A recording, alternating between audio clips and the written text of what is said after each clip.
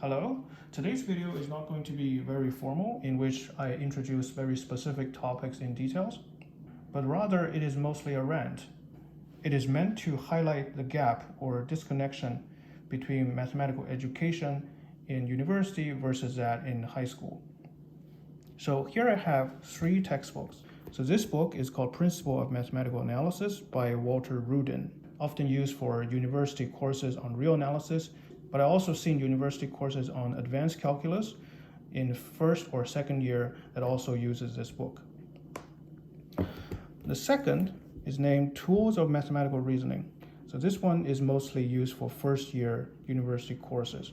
And lastly, we have a high school textbook for the 9th grade used in Ontario. First, let's take a look at the mid-level book. Textbooks like this one are commonly used for courses named something along the line of Introduction to Mathematical Reasoning. In an ideal world, there wouldn't be need for such courses. However, in reality, it is the most important course that one can take, and not just for mathematics students. Let's read a portion from the preface of the textbook. It says, "To students, chances are you are studying the material in this book because you are enrolled in an Introduction to Proofs course at your college or university. You will be learning how to use mathematical language and notation, and how to communicate mathematical ideas clearly and precisely. And you will be learning the foundations of mathematical reasoning, the mathematician's standard of truth. Logical reasoning skills and the ability to use mathematical language and notation properly are also essential for other scientific disciplines, such as physics and computer science. In my experience, this type of course is usually a completely new experience for a student. It is normal to feel a bit disoriented at first. It is important to persevere. It is especially important to study actively by reading the textbook equipped with pencil and paper, by writing lots of proofs, and by discussing the mathematics with your instructor and fellow students. You should never expect to simply write down a proof immediately after reading the statement to be proved. As illustrated in this textbook, finding a proof is a process that must take you from an analysis of a statement to be proved through the scratch work of given goal diagrams and false starts, and to a finally polished and correct proof." The author is completely correct in that regard, because without being familiar with deductive reasoning, it is completely hopeless to understand mathematics, and especially higher mathematics, as we shall see from Rudin's book on analysis. And beyond that, deductive reasoning is indispensable in all fields of science, both natural and social. For example, in physics, all of classical mechanics can be deduced from Newton's 3 laws of motion.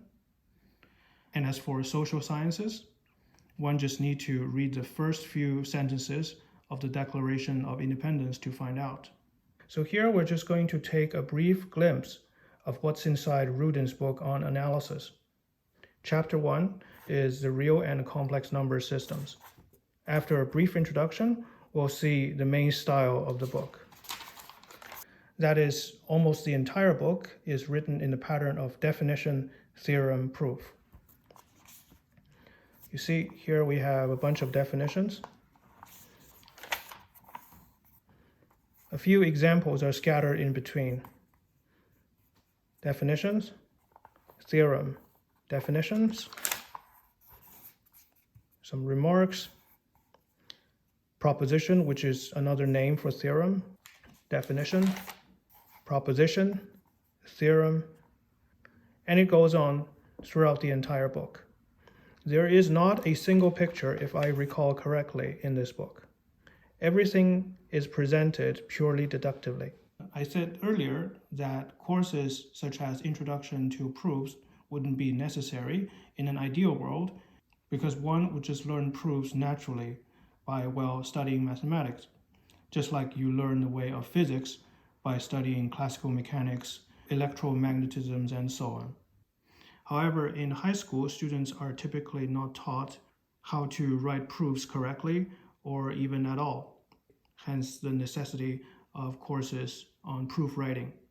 Let's take a look at how proofs are handled in high school. Let's look at a section in the high school textbook. This one is called Triangle Centers. So here, students are asked to perform various activities called think, do, and discuss.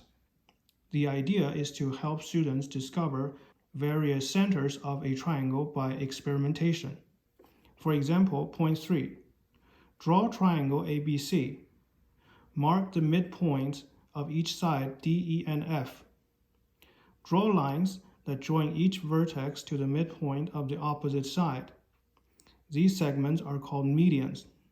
Label their point of intersection at G.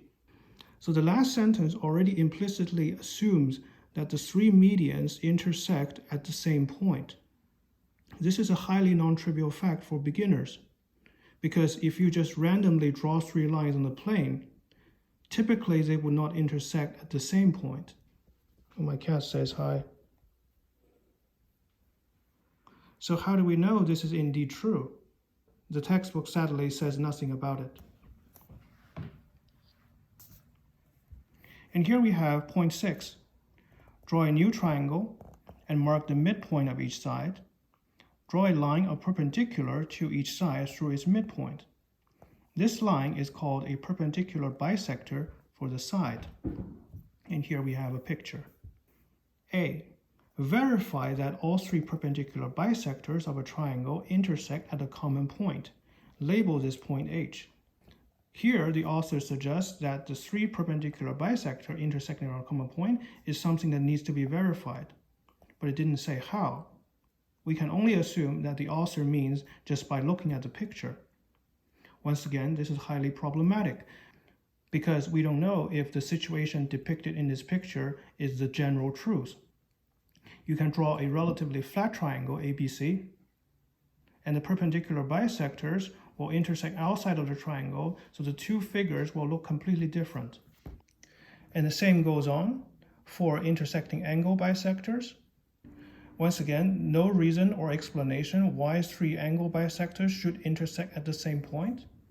And lastly, we have the three altitudes intersect at the same point.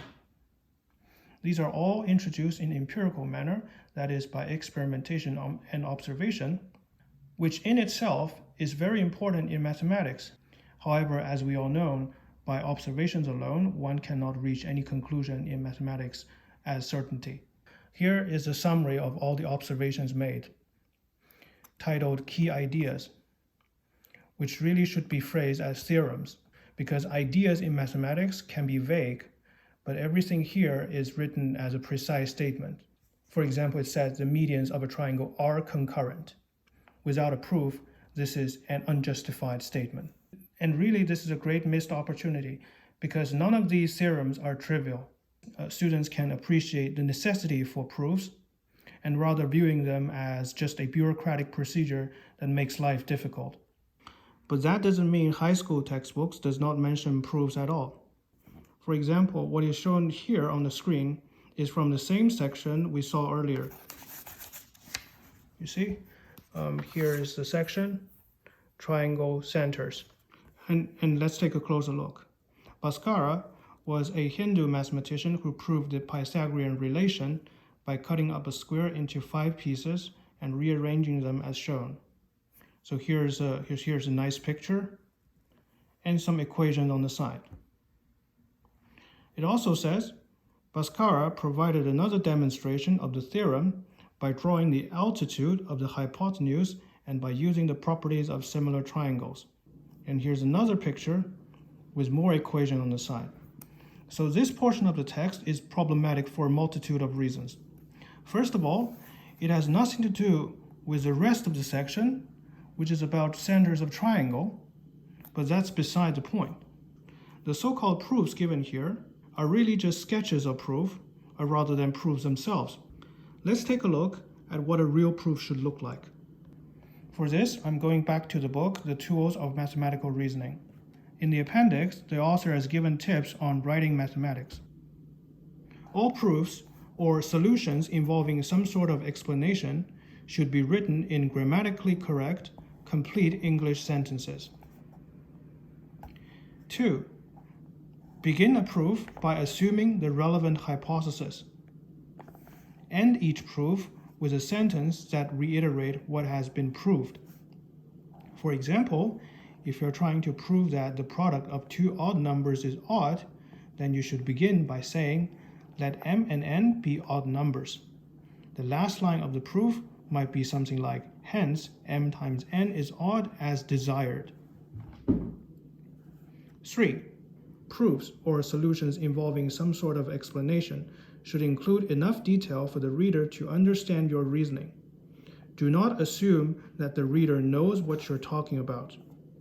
Assume that your reader has the same mathematical background as you, but does not know the proof you're writing.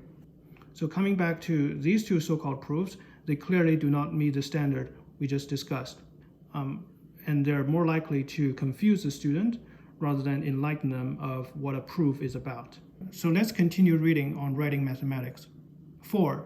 Be sure that what you have written is mathematically precise. Mean what you write and write what you mean. 5. Use proper mathematical notation and terminology. All variables must be explicitly defined. For example, if you're trying to prove that the product of two odd numbers is odd, then you should begin by saying, let m and n be odd integers. If you're then tempted to write m equals to 2k plus 1, then you should explicitly identify what k is and explain why it exists. Mathematical symbols should not be confused with English words. For example, the symbol equal should be used only in mathematical formulas and computations, not as the verb is in a sentence. 6. Proofs should be explicitly made reference to any definitions or theorems used. Proofs should not contain any scratch work or work done in the margins, nor any large sections of crossed out work. 8. Proofread all solutions for correctness and clarity. Recopying your solutions is one useful way to accomplish this. So the bottom line is the treatment of proof in high school textbooks ranges from non-existent to dysfunctional. Some may argue that proof writing is too difficult for high school students, but I strongly doubt so. I think those people and the authors greatly underestimated students' intelligence and their ability as well as eagerness to learn. So that's the end of today's video. Do you agree that high school students can and should learn the proper way of mathematical reasoning? Let me know in the comment. Be sure to like and subscribe if you enjoy my content, and I'll see you next time. Bye.